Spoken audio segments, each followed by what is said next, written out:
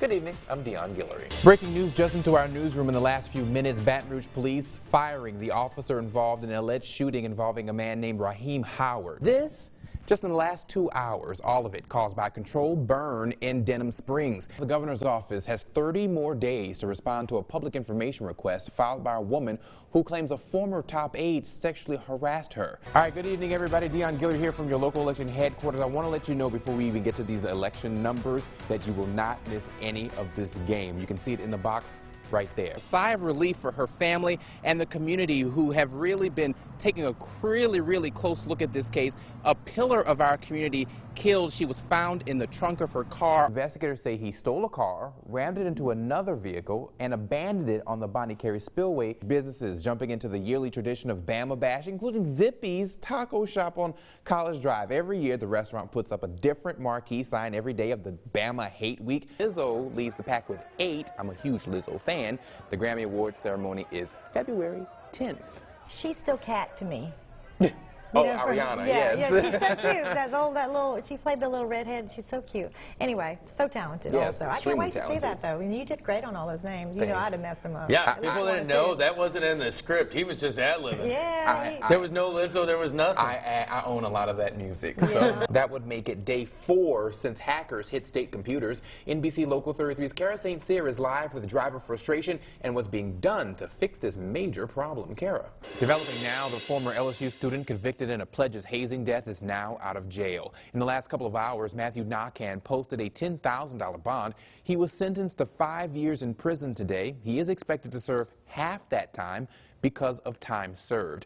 Nakan was convicted in Max Groover's death. Part of his sentencing requires him to talk to high school students about hazing. It's something Groover's parents say they don't agree with. District Attorney Hiller Moore says Nakan will likely serve no more than 10 months after a series of appeals. New at 6, 3 men are facing attempted murder charges after shooting someone during an attempted armed robbery. The East Baton Rouge Parish Sheriff's Office says Rayshawn Rogers, Jared Hopkins, and Darvion Lathers attempted to rob people at a home in the 5,000 block of Sherrill Drive late last night. Investigators say one of the men eventually got into a scuffle with one of the homeowners, and the other 2 started shooting at the house. All 3 are currently booked in the parish prison. The LSU Tigers could have a date with destiny in New Orleans for the national championship in January. Today, the College Football Playoff Host Committee shared details about the events leading up to the big game. The free concert series will feature Tim McGraw, Meghan Trainor, Her, Nas, and Louisiana native trombone Shorty. Lafayette native Lauren Daigle will perform the national anthem. For all of you just keeping score here, LSU played in the last 3 championship games played in New Orleans. All right, let's talk a little traffic with Jesse Gunkel. Our team coverage continues tonight with Baton Rouge police saying activist Sadie Roberts-Joseph's death was not a hate crime. Tonight, Ron Bell is in the East Baton Rouge Parish Prison charged with her murder. Police say the convicted sex offender was a tenant in one of Roberts-Joseph's rental properties and owed her $1,200 in back rent. An emotional turn and an already heartbreaking loss. Tonight, her family is grateful for the outpouring of support.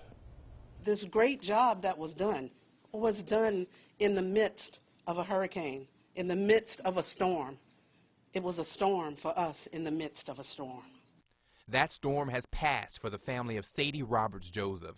Baton Rouge police saying this man killed the beloved civil rights activist. As much as I'd like to be at home right now, just wallowing in my own grief, I cannot do that to her. She worked so hard. She pushed. She got everything that she could out of the 75 years that she lived. Her daughter shedding more light on the impact her mother had on this community. While many questions still remain unanswered about her death, her family is just ready to move forward. I'm still numb. I'm not angry. For several days I wasn't anything. I wasn't anything but numb. But for those who were and are angry, live a better life. Give of yourself to your community to make the whole better. Now, she went on to say there's also solace in knowing and feeling that everything that could possibly be done was being done. Now, the man accused of killing Sadie Roberts Joseph is charged with second-degree murder. New at 10 tonight, this is what a Prairieville salon looks like after an SUV drove right through it. The driver now under investigation for DWI. Bang, personally, I thought it was like an explosion.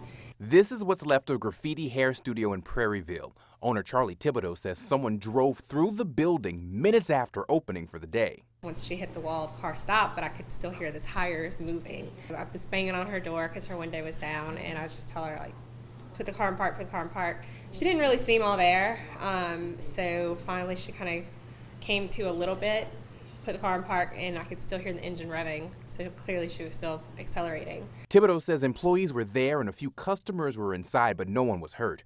But look at the damage. You see where the SUV came in from the right side of this picture.